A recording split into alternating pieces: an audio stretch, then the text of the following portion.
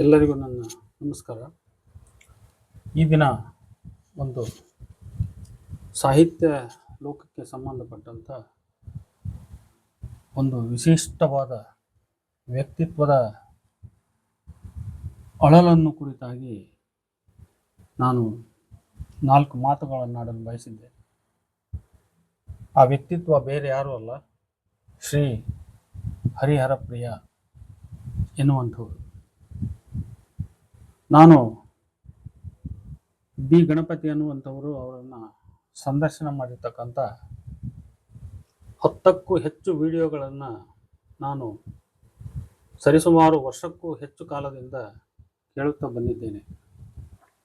ಕೇಳುತ್ತಾ ಅವರ ನಿಷ್ಠುರತೆ, ಅವರ ಪ್ರಾಮಾಣಿಕತೆ, ಅವರಿಗೆ ಕನ್ನಡ ಸಾಹಿತ್ಯ ಚರಿತ್ರೆ ಮತ್ತು ಸಾಹಿತ್ಯ ಹಾಗೂ ವಿಮರ್ಶೆ ಇವುಗಳ ಮೇಲೆ ಇರತಕ್ಕಂಥ ಒಂದು ಹಿಡಿತ, ಜ್ಞಾನ ಮತ್ತು ಅವರು ಸಂಗ್ರಹಿಸಿರ್ತಕ್ಕಂಥ 5 ಲಕ್ಷಕ್ಕೂ ಹೆಚ್ಚು ಗ್ರಂಥಗಳು ಮತ್ತು ಅವುಗಳನ್ನು ಇವತ್ತಿಗೂ ಕೂಡ ಜೋಪಾನ ಮಾಡುವ ಹೊರೆಯನ್ನು ಹೊತ್ತು ಅವರು ಬೆಂಗಳೂರನ್ನು ತೊರೆದು ಮಾಲೂರಿನಲ್ಲಿರ್ಬೇಕನ್ನಿಸ್ತದೆ ಬಹುತೇಕ. ಅಲ್ಲಿ ಒಂದು ತಗಡಿನ ಶೆಡ್ಡನ್ನು ಹಾಕಿಕೊಂಡು ಅವರು ಜೀವನ ಮಾಡ್ತಕ್ಕಂಥ ಒಂದು ಕಠಿಣವಾದ ಸ್ಥಿತಿ, ಇವೆಲ್ಲವನ್ನು ನಾನು ಅರ್ಥ ಮಾಡಿಕೊಂಡು ನನಗೆ ಒಂದು ರೀತಿಯಲ್ಲಿ ಕರುಳು ಕಿವಿಚಿದಂತಾಗಿದೆ ಮತ್ತು ನನ್ನ ಆತ್ಮ ಒಂದು ರೀತಿಯಲ್ಲಿ ನನಗೆ ಅದು ಯಾರೋ ಬಂದು ಅದನ್ನು ಹಿಂಡಿ ಹಿಪ್ಪೆ ಮಾಡಿದಂತೆ ಅಥವಾ ಅಲುಕಿಸಿದಂತೆ ನನಗಾಗಿದೆ. ನಾನು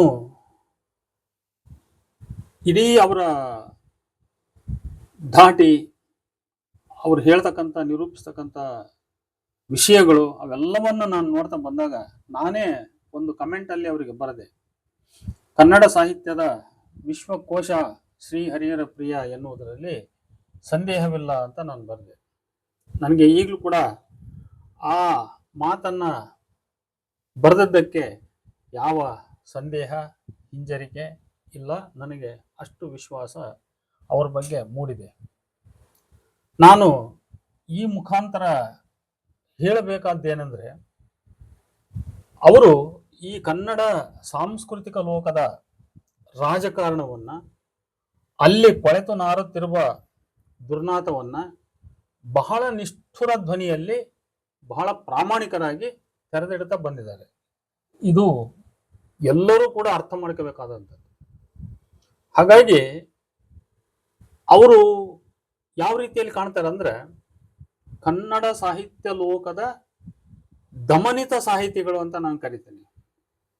ದಮನಿತ ಸಾಹಿತಿಗಳು ಅಂದ್ರೆ ತಾವೇನೆಲ್ಲ ಮಾಡಿಯೂ ಕೂಡ ಯಾರ ಕಣ್ಣಿಗೂ ಬೀಳದೆ, ಯಾವುದೇ ಪ್ರಶಸ್ತಿ ಪುರಸ್ಕಾರಗಳಿಗೆ ಒಳಗಾಗದೆ, ಅಥವಾ ಎಲ್ಲೂ ಅವರನ್ನ ಮನ್ನಿಸದೆ, ಮೂಲೆ ಗುಂಪು ಮಾಡಿರ್ತಕ್ಕಂಥ, ಅಂದ್ರೆ ಸೈಡ್ ಲೈನ್ ಅಥವಾ ಮಾರ್ಜಿನಲೈಸ್ಡ್ ಅಂತ ಕರಿತೀವಲ್ಲ ನಾವು, ಸೈಡ್ ಲೈನ್ಡ್ ಮಾರ್ಜಿನಲೈಸ್ಡ್ ಸಾಹಿತಿಗಳ ಒಂದು ಸ್ಪಷ್ಟವಾದ ದಿಟ್ಟ ಧ್ವನಿಯಾಗಿ ನನಗೆ ಹರಿಹರ ಪ್ರಿಯ ಕಾಣ್ತಾ ಇದ್ದಾರೆ. ಯಾಕೆಂದ್ರೆ ನಾನು ಕೂಡ ಅಂಥ ಗುಂಪಿನ ಒಬ್ಬ ಸಾಹಿತಿ ಮತ್ತು ಸಂಶೋಧಕ, ಆ ನಿಟ್ಟಿನಲ್ಲಿ ಸ್ವಲ್ಪವಾದರೂ ಕೆಲಸ ಮಾಡಿರ್ತಕ್ಕಂಥವನು ಅಂತ ಈ ಸಂದರ್ಭದಲ್ಲಿ ನಾನು ಹೇಳಲಿಕ್ಕೆ ಬಯಸ್ತೇನೆ. ಆದರೆ ನನಗೆ ವೈಯಕ್ತಿಕ ನನಗೆ ಯಾವ ಕೊರಗಿಲ್ಲ, ನಾನು ಯಾವ ಕೊರಗನ್ನು ಇಟ್ಕೊಂಡಿಲ್ಲ ನಾನು, ಅಥವಾ ಯಾವ ಎಕ್ಸ್ಪೆಕ್ಟೇಷನ್ ಅಂತೀವಲ್ಲ, ನಿರೀಕ್ಷೆ, ನನ್ನ ಎಲ್ಲಾದ್ರೂ ಕರೀಲಿ ಅಂತ, ಅಥವಾ ನನಗೇನಾದ್ರೂ ಗುರುತಿಸ್ಲಿ ಅಥವಾ ಏನೋ ಕೊಡ್ಲಿ ಅಂತ ಮತ್ತೊಂದು, ಅವೆಲ್ಲ ಯಾವುದು ನನ್ನ ಕನಸು ಮನಸ್ಸಿನಲ್ಲೂ ನಾನು ಇಟ್ಕೊಂಡಿಲ್ಲ. ನನ್ನದು ಒಂದು ರೀತಿಯ ನಿಸ್ವಾರ್ಥವಾದ, ನಿಸ್ಪೃಹ, ಯಾವ ಅಪೇಕ್ಷೆಯನ್ನು ಇಟ್ಕೊಳ್ಳದಂಥ ನಿರಪೇಕ್ಷ ಉಳ್ಳಂಥ ಒಂದು ಕಾಯಕ ನಾನು, ಅದನ್ನು ನಾನು ಮಾಡ್ಕೊಂಡು ಹೋಗ್ತಾ ಇದ್ದೀನಿ. ಈಗ ಮಾನ್ಯ ಹರಿಹರ ಪ್ರಿಯರವರ ಬಗ್ಗೆ ಇಲ್ಲಿ ಹೇಳಬೇಕಾಗಿರ್ತಕ್ಕಂಥದ್ದು, ಇತ್ತೀಚೆಗೆ ನಾನು ಮಧ್ಯಾಹ್ನ ಕೂಡ ಒಂದು ವಿಡಿಯೋ ನೋಡಿದೆ. ಅವರು ಕಳೆದ 1 ವರ್ಷದ ಹಿಂದೆ ಹಾರ್ಟಿನ ಹೃದಯ ರೋಗ ತೊಂದರೆಗೆ ಅವರು ಒಳಗಾಗಿದ್ದರು, ಚಿಕಿತ್ಸೆಗೆ ಒಳಗಾದರು.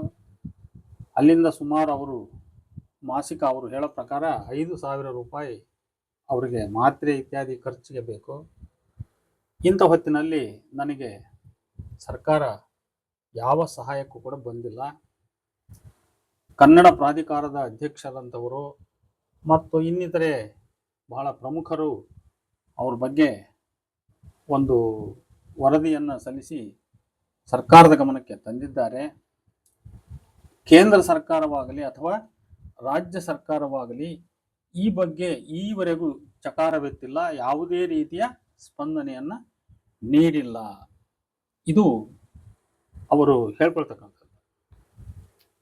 ಹಾಗಾಗಿ ಅವರು ತಮ್ಮ ಒಂದು ಹತಾಶಾ ಮನೋಭಾವದಿಂದ, ಬಹಳ ಕ್ರೋಧದಿಂದ, ಅದನ್ನು ಹತಾಶೆ ಅನ್ನೋದಕ್ಕಿಂತ ಬಹಳ ಕ್ರೋಧದಿಂದ, ಸಿಟ್ಟಿನಿಂದ ತಮಗೆ ಸಲ್ಲಿದಂಥ ಸುಮಾರು ಪ್ರಶಸ್ತಿಗಳನ್ನು ಅವರು ಬೆಂಕಿಯಲ್ಲಿ ಸುಟ್ಬಿಟ್ಟಿದ್ದಾರೆ. ಅವರು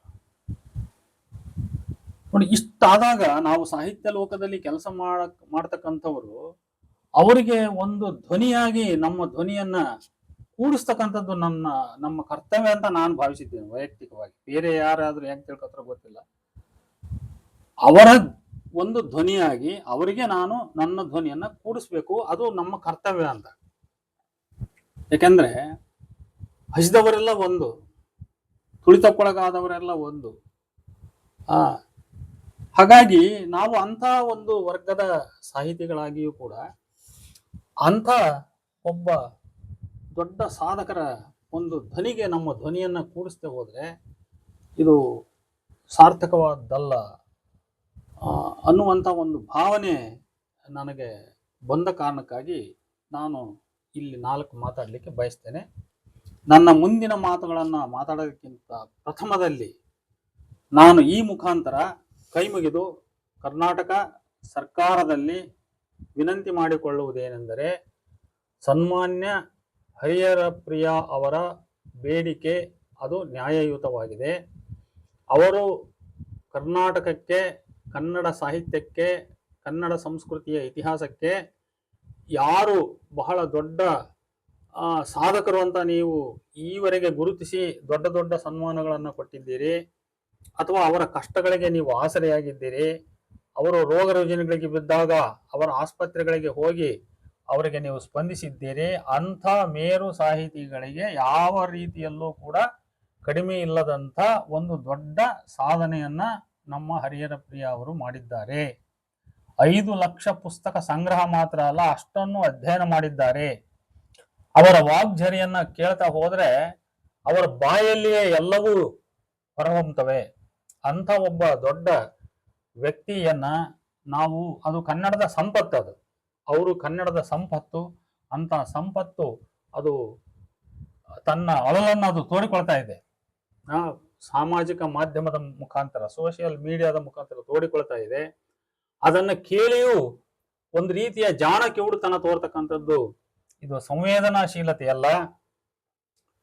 ಮಾನ್ಯ ಹಿರಿಯರಾಗಿರ್ತಕ್ಕಂಥವ್ರು, ಸರ್ಕಾರದ ಜವಾಬ್ದಾರಿಯನ್ನು ಹೊತ್ತಿರ್ತಕ್ಕಂಥವ್ರು, ಕನ್ನಡ ಸಂಸ್ಕೃತಿ ಇಲಾಖೆ ಮತ್ತು ಕನ್ನಡ ಸಾಹಿತ್ಯ ಪರಿಷತ್ತು, ಸಾಹಿತ್ಯ ಅಕಾಡೆಮಿ, ಇನ್ನೂ ಮುಂತಾದ ಮಹಾಗಣ್ಯರು ಏನಿದ್ದೀರಿ, ತಾವೆಲ್ಲರೂ ಮನಸ್ಸು ಮಾಡಿ ಹರಿಹರ ಪ್ರಿಯ ಅವರ ಬೇಡಿಕೆಯನ್ನು, ನ್ಯಾಯಯುತವಾದ ಬೇಡಿಕೆ ಅದು, ಆ ಬೇಡಿಕೆಯನ್ನು ಈಡೇರಿಸಬೇಕು, ಅವರಿಗೆ ಸ್ಪಂದಿಸಬೇಕು, ಅವರ ಕಷ್ಟಗಳನ್ನ ಅರ್ಥ ಮಾಡ್ಕೋಬೇಕು, ಅವ್ರದ್ದು ಏನಿದೆ ಅದನ್ನ ಈಡೇರಿಸುವ ಪ್ರಯತ್ನವನ್ನು ಮಾಡಬೇಕು ಅಂತೇಳಿ ಅವರಲ್ಲಿ ಈ ಮುಖಾಂತರ ನಾನು ಕಳಕಳಿಯ ವಿನಂತಿಯನ್ನ ಮೊದಲು ಮಾಡಿಕೊಂಡು ಮುಂದೆ 4 ಮಾತುಗಳನ್ನ ಆಡ್ಲಿಕ್ಕೆ ಬಯಸ್ತೇನೆ. ಮಾನ್ಯರೇ, ಕನ್ನಡ ಸಾಹಿತ್ಯ ಲೋಕ ಏನಾಗಿದೆ ಅಂದ್ರೆ ಅದು ರಾಜಕಾರಣಕ್ಕೆ ಒಳಗಾಗಿದೆ. ಈಗ ಯಾವ ಪಕ್ಷ ಅಧಿಕಾರಕ್ಕೆ ಬರ್ತದೋ ಆಗ ಆ ಪಕ್ಷದೊಂದಿಗೆ, ಪಕ್ಷದ ಸಿದ್ಧಾಂತದೊಂದಿಗೆ ಗುರುತಿಸಿಕೊಂಡಂಥವರು ಈ ಸಾಹಿತ್ಯ ಲೋಕದ ಕೆಲವು ಪ್ರಯೋಜನಗಳನ್ನು ಪಡ್ಕೊಂತ ಹೋಗ್ತಾರೆ, ಸೌಲಭ್ಯಗಳನ್ನು ಪಡ್ಕೊಂತ ಹೋಗ್ತಾರೆ.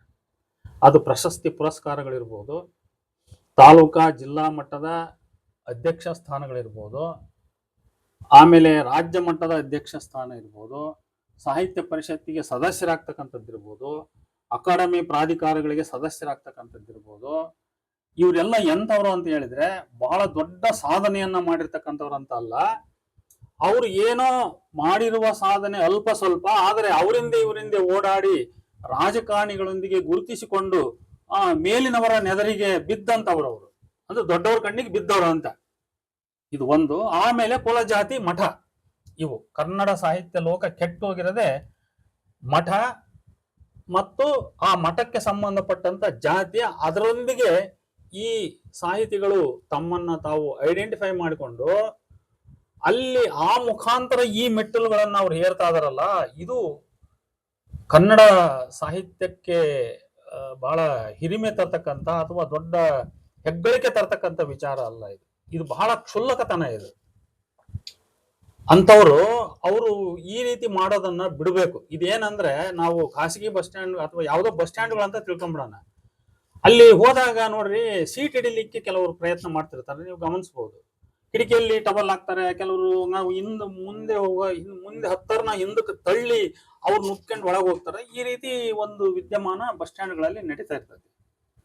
ಇದೇ ರೀತಿ ಸಾಹಿತ್ಯ ಲೋಕದಲ್ಲೂ ಕೂಡ ಯಾರೂ ಸಾಧನೆಯನ್ನ ಗುರುತಿಸದೆ, ಅದನ್ನ ಲೆಕ್ಕಿಸದೆ, ಹೌದು ಬಿಡು ಇವರು ಇಷ್ಟು ನಮ್ಮ ಒಂದು ಜಿಲ್ಲೆ ಅಂತ ತಿಳ್ಕೊಳ್ಳೋಣ. ಒಂದು ಜಿಲ್ಲೆಯಲ್ಲಿ ಸುಮಾರು ಒಂದು 50 ಜನ ಸಾಹಿತಿಗಳದಾರ ಅಂತಂದ್ರೆ ಆ 50 ಜನ ಸಾಹಿತಿಗಳಲ್ಲಿ ಇಂತಿಂಥವ್ರು ಇಷ್ಟಿಷ್ಟು ಸಾಧನೆಯನ್ನ ಮಾಡಿದ್ದಾರೆ, ಇಂಥದೊಂದು ಅಧ್ಯಕ್ಷ, ಸಾಹಿತ್ಯ ಸಮ್ಮೇಳನದ ಅಧ್ಯಕ್ಷ ಸ್ಥಾನಕ್ಕೆ ವಹಿಸ್ಲಿಕ್ಕೆ ಇವರು ಅರ್ಹರು, ಇವರಿಗೆ ಇಂಥ ಪ್ರಶಸ್ತಿಗಳು ಸಿಕ್ಕಿವೆ ಅಥವಾ ಸಿಕ್ಕಿಲ್ಲ, ಇವ್ರು ಯಾವುದನ್ನು ಬೇಡಿಲ್ಲ ಅಥವಾ ಬೇಡಿದ್ದಾರೆ.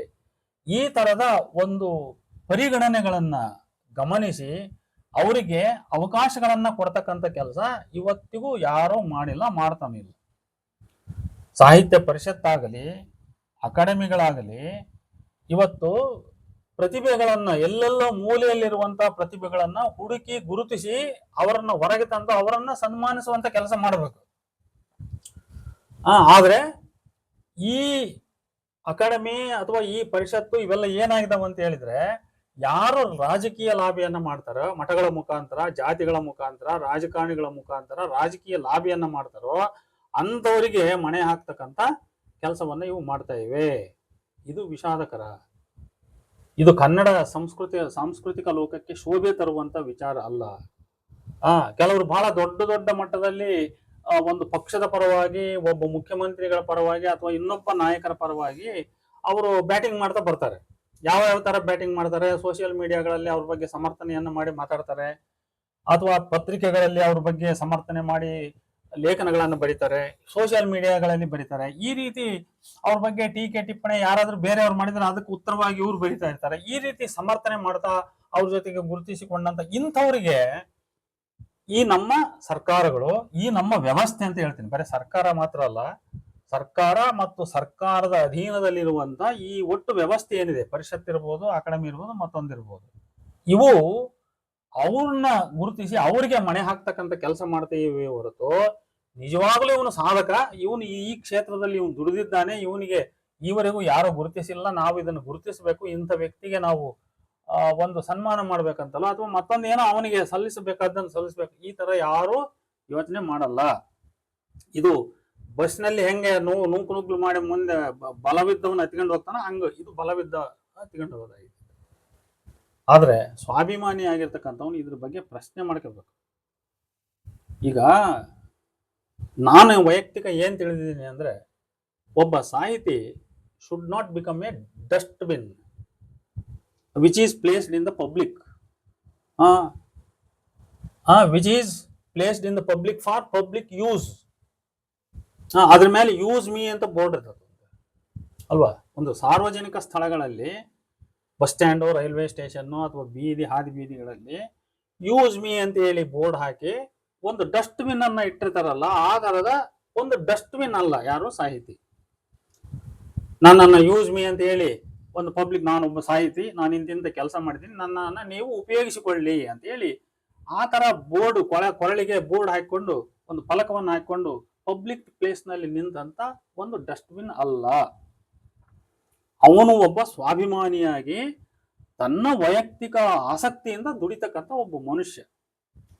ಅಂಥವನನ್ನ ಗುರುತಿಸುವ ಜವಾಬ್ದಾರಿ ಈ ಸಂಸ್ಥೆಗಳಿಗಿರ್ಬೇಕು. ಯಾಕಂದ್ರೆ ಈ ಸಂಸ್ಥೆಗಳ ಕೆಲಸವೇನಂಗಾದ್ರೆ, ಸಾಹಿತ್ಯ ಪರಿಷತ್ತಿನ ಬಗ್ಗೆನೇ ನಾವು ಪ್ರಶ್ನೆ ಮಾಡೋದಾದ್ರೆ ಅದ್ರ ಕೆಲಸ ಏನು? ಕೇವಲ ಸಮ್ಮೇಳನಗಳನ್ನು ಮಾಡಿ ಸುಮ್ಮನೆ ಕುಂದ್ರದ? ಈಗ ಒಂದು ಜಿಲ್ಲಾ ಘಟಕಗಳು ಇರ್ತವೆ, ತಾಲೂಕಾ ಘಟಕಗಳಿರ್ತವೆ. ಜಿಲ್ಲಾ ಮತ್ತು ತಾಲೂಕಾ ಘಟಕಗಳು ಒಟ್ಟಿಗೆ ಸೇರಿ ಆ ಜಿಲ್ಲೆಯ ವ್ಯಾಪ್ತಿಯಲ್ಲಿ ಗ್ರಾಮೀಣ ವಲಯ ಇರ್ಬೋದು, ನಗರ ಪಟ್ಟಣಗಳಿರ್ಬೋದು, ಎಷ್ಟು ಜನ ಬರಹಗಳಲ್ಲಿ ತೊಡಗಿದ್ದಾರೆ, ಎಷ್ಟು ಜನ ಕೃತಿಗಳನ್ನ ಪ್ರಕಟ ಮಾಡಿದ್ದಾರೆ, ಅವುಗಳನ್ನ ಸಂಗ್ರಹ ಮಾಡ್ತಕ್ಕಂಥದ್ದು, ಅವುಗಳ ಮೌಲ್ಯಮಾಪನ ಮಾಡ್ತಕ್ಕಂಥದ್ದು, ಅಥವಾ ಅಂಥವರನ್ನ ಗುರುತಿಸಿ ಅವ್ರನ್ನ ಯಾವುದಾದ್ರೂ ವೇದಿಕೆಗೆ ಕರಿತಕ್ಕಂಥದ್ದು, ಅಥವಾ ಅವ್ರಿಗೆ ಏನಾದ್ರೂ ಸಲ್ಲಬೇಕಾದ್ದನ್ನ ಸಲ್ಲಿಸ್ತಕ್ಕಂಥದ್ದು, ರಾಜ್ಯ ಮಟ್ಟದ ಇದು ಸಮಿತಿಗಳಿಗೆ ಅವ್ರ ಹೆಸರುಗಳನ್ನ ಶಿಫಾರಸು ಮಾಡಿ, ಇವು ಯಾವಿಲ್ಲ. ಒಂದು ದಸರಾ ಕವಿಗೋಷ್ಠಿ ನಡೀಲಿ, ಒಂದು ಕನ್ನಡ ಸಾಹಿತ್ಯ ಸಮ್ಮೇಳನದ ಕವಿಗೋಷ್ಠಿ ನಡೀಲಿ, ಅಲ್ಲಿ ಏನ್ ನಡೀತೈತೆ ಅಂತ ಹೇಳಿದ್ರೆ ಎಲ್ಲ ಅವರವರೇ ಒಂದು ಒಳಗಡೆ ಒಂದು ಜಾತಿ ರಾಜಕೀಯದ ವ್ಯವಸ್ಥೆ ಮಾಡ್ಕೊಂಡಿರ್ತಾರೆ. ಇಂಥವ್ನ್ ಕಳಿಸು ಅಂತ ಹೇಳಿ ಯಾರೋ ಹೇಳಿದಾಗ ಅವನ ಹೆಸರನ್ನ ಶಿಫಾರಸು ಮಾಡಿ. ಇದು ಪ್ರಜಾಪ್ರಭು, ಇದು ಡೆಮಾಕ್ರೆಟಿಕ್ ವೇನ ಇದು? ಅಂದ್ರೆ ಪ್ರಜಾಪ್ರಭುತ್ವ ವ್ಯವಸ್ಥೆ ಅಂದ್ರೆ ಹಿಂಗಿರ್ಬೇಕಾ? ಅಂದ್ರೆ ಮೈ ಮೇಲೆ ಬಿದ್ದು ನಾವೇ ಹೋಗಿ ತಾಲೂಕಾ ಅಧ್ಯಕ್ಷ ಹಿಡ್ಕೊಳ್ಳೋದಾಗ್ಲಿ, ಜಿಲ್ಲಾ ಅಧ್ಯಕ್ಷ ಹಿಡ್ಕೊಳ್ಳೋದಾಗ್ಲಿ, ಅವನಿಗೆ ನನ್ನ ಮುಖ ತೋರಿಸೋದಾಗ್ಲಿ, ಅವನಿಗೆ ಪುಸ್ತಕ ಇಟ್ಟು ಕೊಟ್ಟು ಕೈ ಕುಲಿಕೆ ನನ್ನ ಹೆಸರು ಸೇರಿಸೋ ಅಂತ ಕೇಳೋದಾಗ್ಲಿ, ಅಥವಾ ನಾನು ಯಾರ ಮುಖಾಂತರ ಫೋನ್ ಮಾಡಿಸಿ ಹೇಳ್ಸೋದಾಗ್ಲಿ, ಈ ತರದ ಲಾಬಿಗಳನ್ನ ಮಾಡೋದು ಇದು ಒಬ್ಬ ಸಾಹಿತಿಗೆ ಶೋಭೆಯ ವಿಚಾರವೇ ಇದು ಅಲ್ವಲ್ಲ? ಯಾಕೆ ಮಾಡ್ಬೇಕು ಅದನ್ನೆಲ್ಲ? ಆ ರೀತಿ ಮಾಡ್ಕೊಂಡ್ ತಗೊಳೋದಾದ್ರೆ ಯಾವ್ದಕ್ ತಗೋಬೇಕು? ಒಬ್ಬ ಸಾಹಿತಿಗೆ ಪ್ರಶಸ್ತಿ ಬರ್ತತೆ ಅನ್ನೋದಾದ್ರೆ ಅವನಿಗೆ ಆಶ್ಚರ್ಯ ಆಗೋ ರೀತಿಯಲ್ಲಿ ಬರ್ಬೇಕದು, ಅವನಿಗೆ ಚಕಿತತೆ ಮೂಡಿಸುವ ರೀತಿಯಲ್ಲಿ ಅದು ಪ್ರಶಸ್ತಿ ಬಂದ್ರೆ ಅವನು ಅದನ್ನ ಖುಷಿ ಪಡ್ಬೇಕು. ಅವನು ಅಂತದ್ದು ಅವನೇ ಅದಕ್ಕೆಲ್ಲ ಏನೇನು ಜಾಲಗಳನ್ನು ಹುಡುಕ್ಬೇಕು, ಆ ಜಾಲಗಳನ್ನು ಹುಡುಕಿ ಒಳ ದಾರಿಗಳನ್ನು ಹುಡುಕಿ ವಾಮ ಮಾರ್ಗದಿಂದ ಪ್ರಶಸ್ತಿ ತಗೊಂಡು ಆ ಮುಂದಿಲ್ಲಿ ಟಿವಿ ಮಾಧ್ಯಮದವ್ರ ಮುಂದೆ ಅಥವಾ ಪೇಪರ್ನವ್ರ ಮುಂದೆಯೋ ಇದು ನನಗೆ ಬಹಳ ಆಶ್ಚರ್ಯ ತಂದಿತ್ತು, ನನಗೆ ಸಮಾಧಾನ ತಂದಿತ್ತು, ಹಾಗೆ ಹೀಗಂತ ಸುಮ್ಮನೆ ಹೇಳ್ತಕ್ಕಂಥದ್ದು ಇವೆಲ್ಲ ನಾಟಕ ಅಷ್ಟೇ, ಬೂಟಾಟಿಕೆ. ಒಳಗೆಲ್ಲ ಪ್ರಯತ್ನ ಮಾಡಿರ್ತಾನ ಅವನು. ಇವತ್ತು ಕಾಲದಲ್ಲಿ ಪ್ರಯತ್ನ ಮಾಡಿದ್ರೆ ಯಾವ ಪ್ರಶಸ್ತಿಗಳು ಯಾರಿಗೂ ಬರೋದಿಲ್ಲ, ಎಲ್ಲ ಒಳಗಿನ ಪ್ರಯತ್ನದ ಫಲಗಳೇ ಹೊರತು. ಹಿಂದೆ ನಮ್ಮ ಚಂಪಾರ್ ಅವ್ರು ಹೇಳ್ತಿದ್ರು ಪಡ್ಕಂಡವು ಅಂತ ಹೇಳ್ಬಿಟ್ಟು. ಇವತ್ತು ಪಡ್ಕಂಡರೆ ಯಾರಿಲ್ಲ, ಎಲ್ಲ ಹೊಡ್ಕಂಡರೆ. ಹಾಗಾಗಿ ಪ್ರಶಸ್ತಿಗಳನ್ನ ತಾವೇ ಹೊಡ್ಕೊಂಡು ಪಬ್ಲಿಕ್ನವ್ರ ಮುಂದೆ ನಾವು ಪಡ್ಕೊಂಡವ್ರು ಅನ್ನೋ ರೀತಿಯಲ್ಲಿ ಪೋಸ್ ಕೊಟ್ಕೊಂಡು ಮಾತಾಡ್ತಾರಲ್ಲ, ಇದು ಒಂದು ಬೂಟಾಟಿಕೆ, ಇದು ಡೋಂಗಿತನ ಇದು. ಇಂಥ ಡೋಂಗಿ ಸಾಹಿತಿಗಳಿಗೆ ನೀವು ಮಣೆ ಹಾಕ್ತಾ ಹೋದ್ರೆ ನ್ಯಾಯ ನಿಷ್ಠುರವಾಗಿ ಕನ್ನಡ ಸಾಹಿತ್ಯ ಲೋಕಕ್ಕೆ ಬಹಳ ತಮ್ಮ ಮನೆಯಲ್ಲಿ ಸೈಲೆಂಟ್ ಆಗಿದ್ದು ಕೆಲಸ ಮಾಡಿರ್ತಕ್ಕಂಥವ್ರು ಎಲ್ಲಿ ಹೋಗ್ಬೇಕು? ನಾವೆಲ್ಲಿ ಇವತ್ತು ಕೂಡ ಯಾವುದೇ ವೇದಿಕೆಯಲ್ಲಿ ಹೋಗಿಲ್ಲ ನಾವು. ನಾನು ಎಲ್ಲೂ ಕೇಳಕ್ ಹೋಗಿಲ್ಲ, ನಾನು ಇವತ್ತು ಕೇಳಲ್ಲ. ನಂಗೆ ಅದು ಕೊಡ್ರಿ ಇದು ಕೊಡ್ರಿ ಅಂತ ಕೇಳಲ್ಲ. ಅದರಿಂದನೇ ನನಗೆ ಮೋಕ್ಷ ಸಿಗ್ಬೇಕನ್ನೋ ಭ್ರಮೆಯನ್ನು ನಾನು ಇಟ್ಕೊಂಡಿಲ್ಲ. ಅದು ನಾನು ಒಟ್ಟಾರೆ ಮಾತಾಡ್ತಾ ಇದ್ದೀನಿ.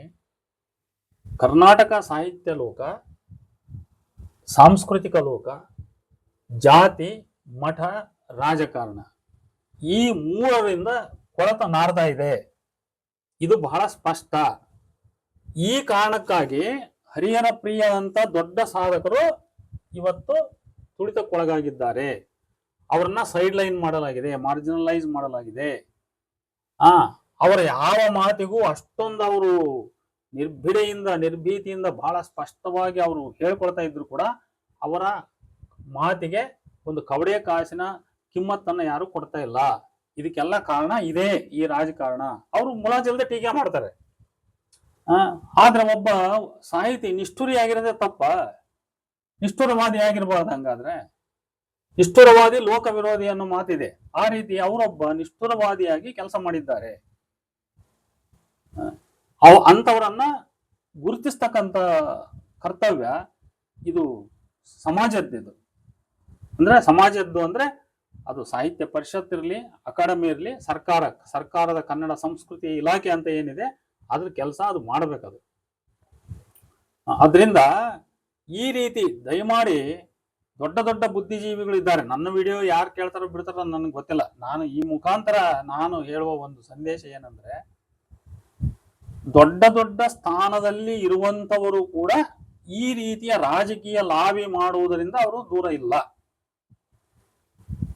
ಹಂಗಾಗಿ ನಾವು ಯಾರ ಮುಂದೆ ಅಳಲನ್ನು ತೋಡಿಕೊಳ್ಳೋದು, ಯಾರಿಗೆ ಕಂಪ್ಲೇಂಟ್ ಕೊಡೋದು? ಈಗ ಕಳ್ಳ ಯಾರೋ ಪೊಲೀಸ್ ಯಾರೋ ಗೊತ್ತಿಲ್ಲ.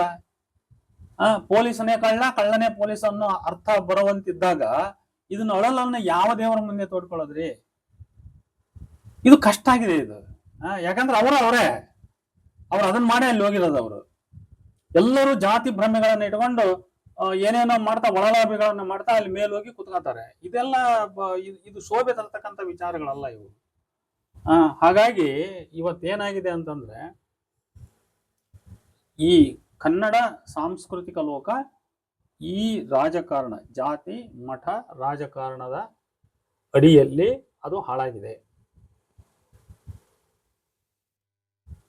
ಇಂಥ ಪರಿಸ್ಥಿತಿಯಲ್ಲಿ ಸಾಕಷ್ಟು ಪ್ರಾಮಾಣಿಕವಾಗಿ ದುಡಿದಂತ ಕರ್ನಾಟಕದ ಉದ್ದಗಲಕ್ಕೂ ಎಷ್ಟೋ ಜನ ಇರಬಹುದು. ಅವರು ಎಷ್ಟೋ ಜನ ಪ್ರಾಮಾಣಿಕವಾಗಿ ಕೆಲಸ ಮಾಡಿದವರು, ಪುಸ್ತಕ ಬರೆದರು, ಪುಸ್ತಕ ಪ್ರಕಟ ಮಾಡಿದವರು ಇರಬಹುದು. ಅವ್ರನ್ನ ಯಾರು ಸರಿಯಾಗಿ ಗುರುತಿಸ್ತಾ ಇಲ್ಲ. ಹೇಳಕ್ 5 ಪುಸ್ತಕ ಇಲ್ಲದೆ ಇರ್ತಕ್ಕಂಥವ್ರು ಇಂಥವ್ರನ್ನ ಜಿಲ್ಲಾ ಸಾಹಿತ್ಯ ಸಮ್ಮೇಳನದ ಅಧ್ಯಕ್ಷರುಗಳನ್ನಾಗಿ ಮಾಡಿ ಮೆರವಣಿಗೆ ಮಾಡಿದ್ದಾರೆ. ನಾನು ಇದನ್ನು ಬಲ್ಲೆ. ನಾನು ಕೊನೆ ಪಕ್ಷ ಆ ವ್ಯಕ್ತಿ ಸಾಹಿತ್ಯ ಸಮ್ಮೇಳನದ ಅಧ್ಯಕ್ಷ ಆಗ್ಬೇಕು. ಬೇಡ, ನನ್ನಂತರ ಮಾಡಬೇಡ್ರಿ, ನಾನು ಯಾವುದೂ ಅಷ್ಟೊಂದು ಕೃತಿಗಳನ್ನ ನಾನು ಪ್ರಕಟ ಮಾಡಿಲ್ಲ, ಅಥವಾ ಆ ನಿಟ್ಟಿನಲ್ಲಿ ನನ್ನ ಸಾಧನೆ ಏನೂ ಇಲ್ಲ ಹೇಳ್ಕೊಳ್ಳಿಕ್ಕೆ ಅಂತ ಅವ್ರಿಗೆ ಒಂದು ಸ್ವಲ್ಪನಾದ್ರೂ ಬೇಡ, ಒಂದು ಪ್ರಜ್ಞೆ ಬೇಡವಾ, ಒಂದು ಆತ್ಮ ವಿಮರ್ಶೆ ಅಂತಕ್ಕಂಥದ್ದು ಬೇಡವಾ, ಒಂದು ಇಂಟ್ರೋಸ್ಪೆಕ್ಷನ್ ಅನ್ನೋದು ಬೇಡವಾ? ಯಾವ ಇಂಟ್ರೋಸ್ಪೆಕ್ಷನ್ ಇಲ್ಲ, ಅವ್ರು ಮೆರವಣಿಗೆ ಮಾಡಿಸ್ಕೊಳ್ಳೋದೇ ಅವ್ರಿಗೆ ಹುಚ್ಚು. ಹಾಗಾಗಿ ಇವೆಲ್ಲ ಸಾಹಿತ್ಯ ಲೋಕದಲ್ಲಿ, ಕನ್ನಡ ಸಾಹಿತ್ಯ ಲೋಕದಲ್ಲಿ ನಡೀತಾ ಇವೆ. ಇವುಗಳು ಕಡಿಮೆ ಆಗಬೇಕು, ಇವುಗಳು ನಿಯಂತ್ರಣಕ್ಕೆ ಬರಬೇಕು.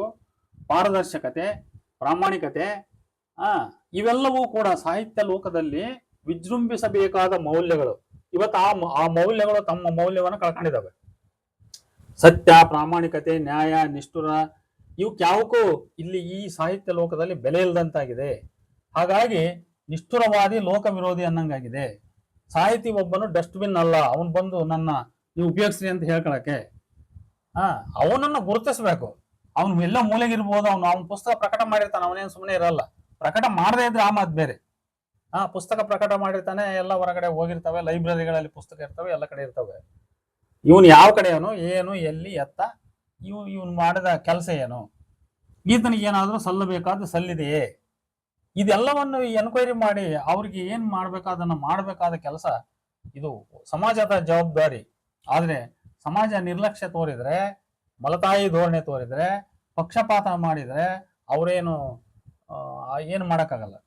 ಗೊತ್ತಾಯ್ತಾ? ಈಗ ಧ್ವನಿ ಇದೆ, ಹರಿಹರ ಪ್ರಿಯ ಅವರು ಮಾತಾಡ್ತಾರೆ, ಆ ಧ್ವನಿ ಇಲ್ಲದೆ ಇರೋರು ಅದಾರೆ.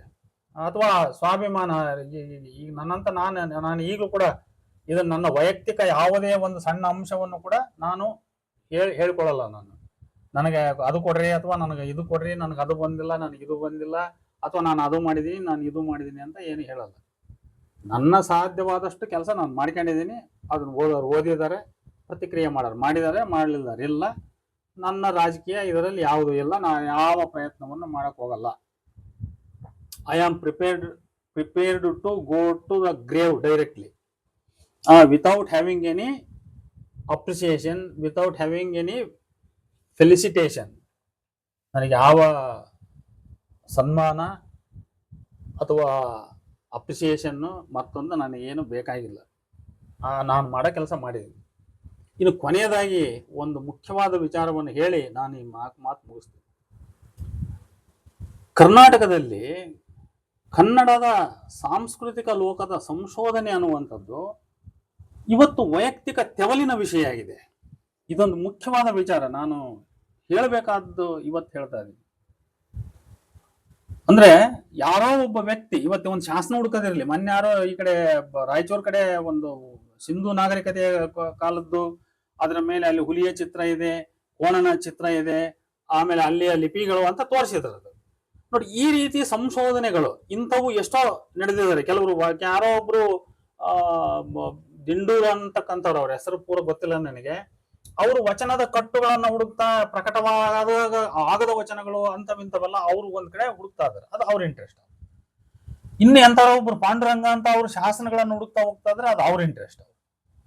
ಹೀಗೆ ಕನ್ನಡ ಶಾಸನಗಳನ್ನ ಹುಡುಕ್ತಕ್ಕಂಥದ್ದಾಗಲಿ, ಅಥವಾ ಬೇರೆ ಯಾವುದಾದ್ರೂ ಎಕ್ಸಾವೇಷನ್ಸ್ ಗಳ ಏರಿಯಾಗಳನ್ನ ಗುರುತಿಸ್ತಕ್ಕಂಥದ್ದಾಗ್ಲಿ, ಆರ್ಕಿಯಾಲಜಿಕಲ್ ಡಿಪಾರ್ಟ್ಮೆಂಟ್ ಮಾಡಬೇಕಾದ ಕೆಲಸಗಳನ್ನ ಮಾಡ್ತಕ್ಕಂಥದ್ದಾಗ್ಲಿ, ಇವೆಲ್ಲವೂ ಕರ್ನಾಟಕದಲ್ಲಿ ಏನಾಗಿದೆ, ಆಯಾ ಸಾಹಿತಿಗಳ, ಸಂಶೋಧಕರ ವೈಯಕ್ತಿಕ ತೆವಲಿನ ವಿಷಯವಾಗಿದೆಯೇ ಹೊರತು ಇದೊಂದು ಸಾಮೂಹಿಕ ಸಾಮುದಾಯಿಕ ಜವಾಬ್ದಾರಿಯ ವಿಚಾರ ಆಗಿಲ್ಲ.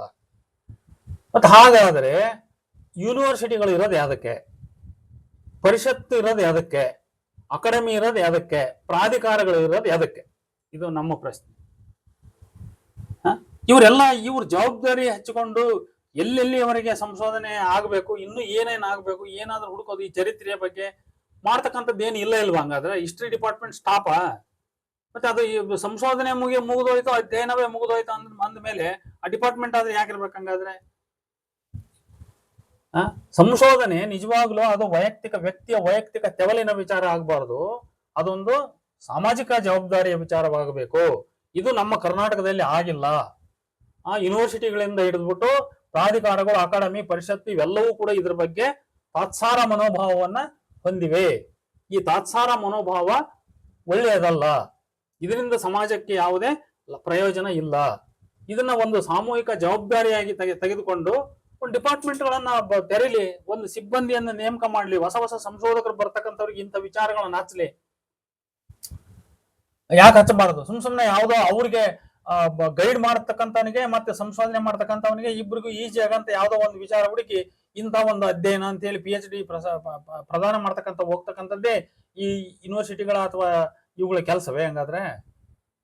ಆದ್ರಿಂದ ಇದೊಂದು ಗಂಭೀರವಾದ ವಿಷಯ. ದಯಮಾಡಿ ಯಾರು ಬುದ್ಧಿಜೀವಿಗಳಿದ್ದೀರಿ, ಸಾಂಸ್ಕೃತಿಕ ಲೋಕದ ಸಾಧನೆಗಳ ಬಗ್ಗೆ, ಇದರ ಫಲಾಫಲಗಳ ಬಗ್ಗೆ ಬಹಳ ಗಂಭೀರವಾಗಿ ಯೋಚನೆ ಮಾಡ್ತಕ್ಕಂಥವ್ರು ಇದ್ದೀರಿ, ತಾವು ದಯಮಾಡಿ ಈ ವಿಷಯವನ್ನ ಗಂಭೀರವಾಗಿ ಗಮನಿಸ್ರಿ. ನಮ್ಮಲ್ಲಿ ಇನ್ನೂ ಸಂಶೋಧನೆ ಎಷ್ಟು ಆಗಬೇಕಾಗಿದೆ. ಆ ಸಂಶೋಧನೆ ಮಾಡುವ ಕೆಲಸ ಅದು ಕೆಲವು ಸೋಷಿಯಲಾಜಿಕಲ್ ವಿಷಯಗಳು ಕೆಲವಿದಾವೆ, ಹಿಸ್ಟಾರಿಕಲ್ ವಿಷಯಗಳು ಕೆಲವಿದಾವೆ, ರಿಲಿಜಿಯನ್ಗೆ ಸಂಬಂಧಪಟ್ಟವು ಕೆಲವಿದಾವೆ. ಇವೆಲ್ಲವೂ ಒಂದು ತಂಡೋಪಾದಿಯಲ್ಲಿ ಕೆಲಸ ಮಾಡ್ತಕ್ಕಂಥ, ಸಂಶೋಧನೆ ಮಾಡ್ತಕ್ಕಂಥ ಅವಶ್ಯಕತೆ ಇದೆ. ಆದ್ರೆ ಇವು ವೈಯಕ್ತಿಕ ತೆವಲಿನ ವಿಷಯವಾಗಿದೆ. ಅವ್ರಿಗೆ ಯಾವುದೇ ಒಂದು 10 ಪೈಸದ ಸಹಾಯ ಧನವೂ ಕೂಡ ಇಲ್ಲ. ಇದು ಹೀಗಾಗಬಾರದು. ಆದ್ರಿಂದ ಇದನ್ನ ಬಹಳ ಸೀರಿಯಸ್ ಆಗಿ ತಗೋಬೇಕು. ಯಾರಾದ್ರೂ ವೈಯಕ್ತಿಕವಾಗಿ ಸಂಶೋಧನೆಯನ್ನ ಮಾಡಿದ್ದಾರೆ ಅಥವಾ ಮಾಡ್ತಾ ಇದ್ದಾರೆ ಅಂದ್ರೆ ಅಂತವ್ರಿಗೆ ಪ್ರೋತ್ಸಾಹ ನೀಡಬೇಕು. ಪ್ರೋತ್ಸಾಹ ಅಂದ್ರೆ ಕೇವಲ ಯಾವುದೋ ಒಂದು ಪ್ರಶಸ್ತಿ ಕೊಡೋದಲ್ಲ, ಅವರಿಗೆ ಒಂದು ಆರ್ಥಿಕವಾದ ಸಹಕಾರವನ್ನು ಕೂಡ ನೀಡಬೇಕು. ಇದು ಸರ್ಕಾರದ ಜವಾಬ್ದಾರಿ. ಇಂಥವೆಲ್ಲವನ್ನು ಕೂಡ ಈ ನಮ್ಮ ಸೋಷಿಯಲ್ ಇನ್ಸ್ಟಿಟ್ಯೂಷನ್ಸ್ಗಳು ನೆಗ್ಲೆಕ್ಟ್ ಮಾಡಿ ಇವು ಯಾರೋ ರಾಜಕಾರಣ ಮಾಡ್ತಕ್ಕಂಥವ್ರಿಗೆ ಹೂಮಾಲೆ ಹಾಕೋದ್ರಲ್ಲಿ ಅಥವಾ ಅವರಿಗೆ ಕುರ್ಚಿಗಳನ್ನ ಕೊಡೋದ್ರಲ್ಲಿ ಇವು ನಿರತವಾಗಿದ್ದಾವೆ. ಇದು ಸರಿಯಾದ್ದಲ್ಲ ಅಂತ ಹೇಳ್ದ ಈ ನನ್ನ 2 ಮಾತುಗಳನ್ನ ಮುಕ್ತಾಯಗೊಳಿಸ್ತಾ ಇದ್ದೀನಿ. ನಮಸ್ಕಾರ.